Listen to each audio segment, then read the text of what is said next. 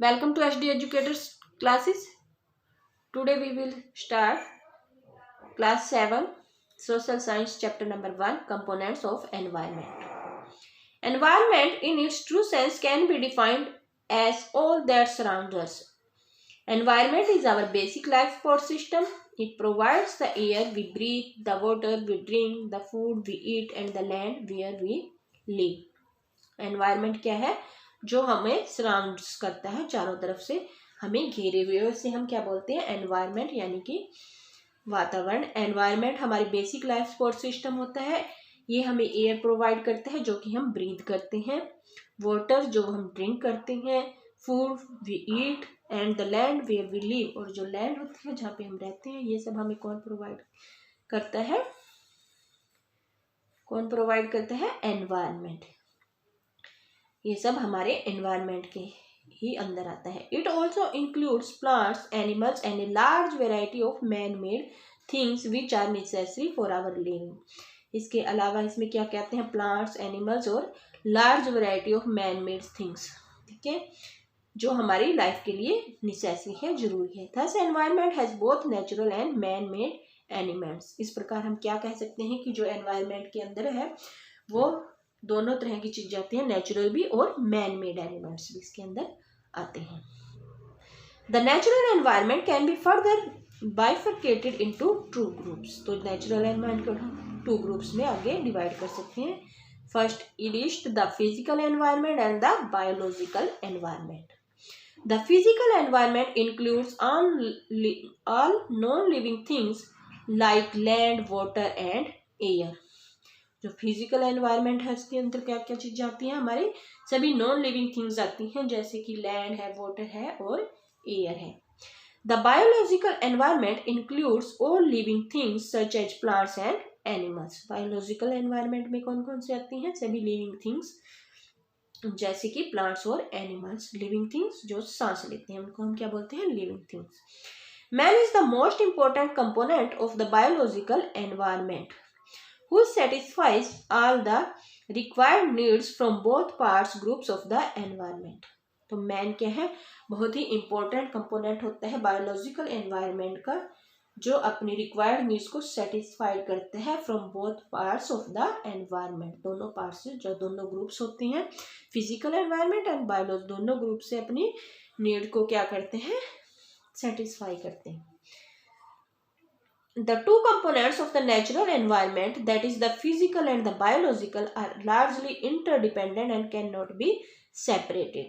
जो two components होते हैं नेचुरल एनवायरनमेंट के, कौन कौन से थे? Physical environment and biological environment are largely independent. ये एक दूसरे पर बहुत ज़्यादा इंडिपेंडेंट होते हैं, यानी कि एक दूसरे पर निर्भर करते हैं, और इनको हम सेपरेट नहीं कर सकते, अलग नहीं कर सकते। Any major change in the physical environment is bound to bring a change in the accompanying biological environment। कोई भी मेजर चेंज जो फिजिकल एनवायरनमेंट होता है is bound to bring a change in the accompanying biological environment। वो क्या होता है? अगर कोई भी फिजिकल एनवायरनमेंट में चेंज होगा तो उसके साथ वो चेंज भी लेके आएगा, किसमें? बायोलॉजिकल एनवायरनमेंट में भी अपने साथ ही चेंज लेके आएगा। The change can be sudden और ग्रेजुअल। चेंज एकदम से भी हो सकता है और ग्रेजुअल यानी कि धीरे धीरे भी हो सकता है। For example, the development of soil takes years together and can not be visualise through our senses.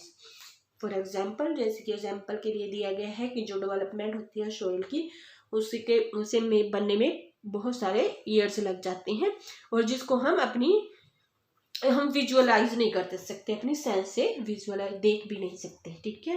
उसको बहुत टाइम चाहिए होता है सोइल को डेवलप होने में। On the other hand some changes are very sudden. इसके विपरीत कुछ चेंजेस होते हैं जो बहुत ही एकदम से हो जाते हैं, जैसे like the changes brought about by the occurrence of an earthquake और वोल्केनो एटसेट्रा।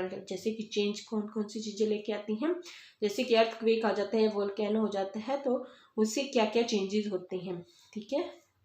तो ये क्या होते हैं? हमारे सडन चेंजेस। एकदम से भूकंप आ जाता है, एकदम से ज्वालामुखी फट जाता है, तो उससे भी हमारे एनवायरनमेंट में चेंजेस होते हैं, ठीक है। तो ये क्या होता है? हमारा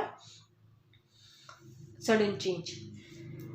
नेक्स्ट है four spheres of environment. Environment के फोर स्फीयर्स कौन कौन से होते हैं? The natural environment can be broadly divided into 4 spheres, lithosphere, atmosphere, hydrosphere and biosphere. तो नेचुरल जो एनवायरनमेंट होते हैं उसको हम 4 स्फीयर्स में डिवाइड करते हैं। सबसे पहले होता है lithosphere, atmosphere, second hydrosphere, third and biosphere, fourth. Each of these is unique in its own way and supports others in sustaining life forms on our planet called the Mother Earth. इनमें से हर एक जो होता है बहुत ही unique होता है, अपने तरीके से बहुत ही यूनिक होता है और supports others in sustain, others को सपोर्ट करते हैं लाइफ को सस्टेन करने में। हम इस प्लेनेट पे, जिसे हम क्या सी प्लेनेट मदर अर्थ बोलते हैं, यानी कि अर्थ पर ये हेल्प करते हैं लाइफ को सस्टेन करने में। Let us understand the importance of each sphere of the natural environment. तो हम बात कर लेते हैं sphere of the natural environment के बारे में। सबसे पहले हमारा जो आता है वो आता है लिथोस्फीयर, जिसके बारे में हम नेक्स्ट वीडियो में बात करेंगे लिथोस्फीयर के बारे में।